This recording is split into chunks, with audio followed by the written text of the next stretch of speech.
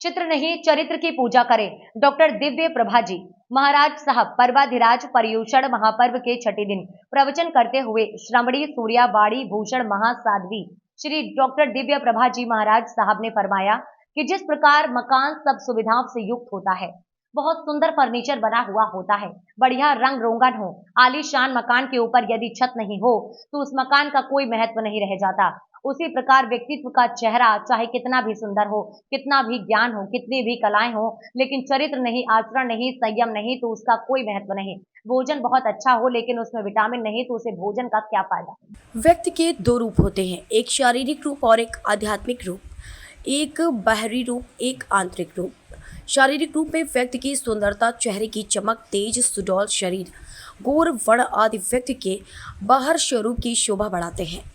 लेकिन मनुष्य के आंतरिक रूप पर प्रकाश डाले, जिसके जीवन में सदाचार, सद्व्यवहार, संयम, सुसंस्कार, सरलता, सहजता जैसे गुण नहीं हैं, तो उसकी बाहरी सुंदरता का कोई महत्व नहीं। कस्तूरी काली होती है लेकिन वह तोले में तोली जाती है, उसका मूल्य बहुत अधिक है। शक्कर सफ़ेद होती है फिर भी वह किलो में तौली जाती है, उसका मूल्य कम है। एक वैसा रूप बेचकर, एक वैध रूप बेचकर नरक के मार्ग खोल रही है, उसको सब गिरी हुई नजरों से देखते हैं। और दूसरा कोई चरित्रवान साधु या सत्यवान स्त्री, गुणवान मनुष्य हो तो उसको सब आदर से देखते हैं, सम्मान करते हैं। जीवन का सारभूत तत्व चरित्र है। संयम आत्म नियंत्रण है, वन वचन काया पर नियंत्रण है, इंद्रियों पर नियंत्रण है। कोई भी देश संयम से प्रगति करता है, उत्थान होता है। रविंद्रनाथ टैगोर जब चीन गए थे तो सब चीनियों ने उनका सम्मान किया, भारतीय वाद्य का अध्ययन किया और भारतीयों के चरित्र की प्रशंसा की। मुंशी प्रेमचंद्र ने कहा, संयम से शक्ति प्राप्त होती है और शक्ति से आनंद प्राप्त होता है।